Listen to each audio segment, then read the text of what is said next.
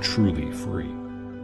Prior to the live event and the march, Allie signed a DNR, do not resuscitate order, meaning that if anything happened, that she didn't want any life preventative measures taken on her behalf. A lot of people were very disturbed by that, and I need to explain to you the reasoning for that. Allie's enemies do not operate the way average people do. They don't think the same. Because of that, we continually have to think, navigate, and maneuver around them.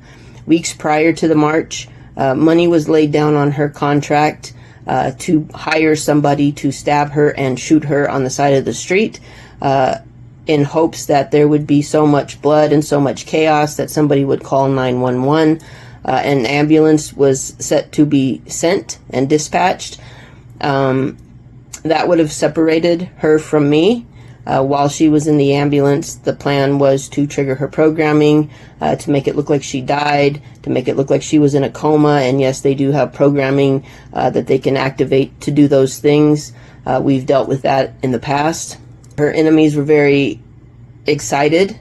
They were in a frenzy. They were discussing how they were going to divide up her blood once she was taken to the hospital. We didn't have too many other options to prevent that. As you'll see in the videos, Allie is in a bulletproof vest. She does have security with her. But a week or so prior to the event, one of the angels suggested a DNR. And as soon as that was said, that put a check in my spirit. I knew that was our only maneuver. I knew that was our best option.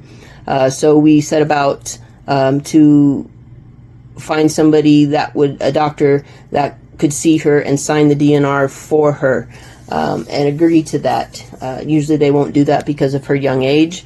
They usually do it for older people, but they made an exception in this case. A DNR was signed, it was notarized, and that stopped the problem.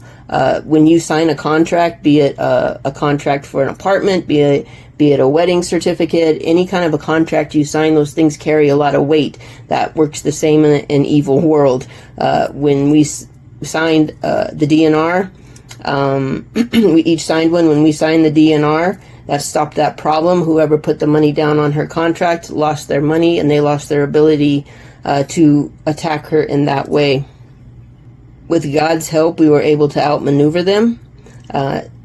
And you got to understand, when you're dealing with this depth of evil, when you're dealing with MK Ultra survivors, when you're dealing with trafficking survivors, you must daily hope for the best, prepare for the worst, and then just trust that God's got you for the rest of the time. And that's just a daily reality for a survivor.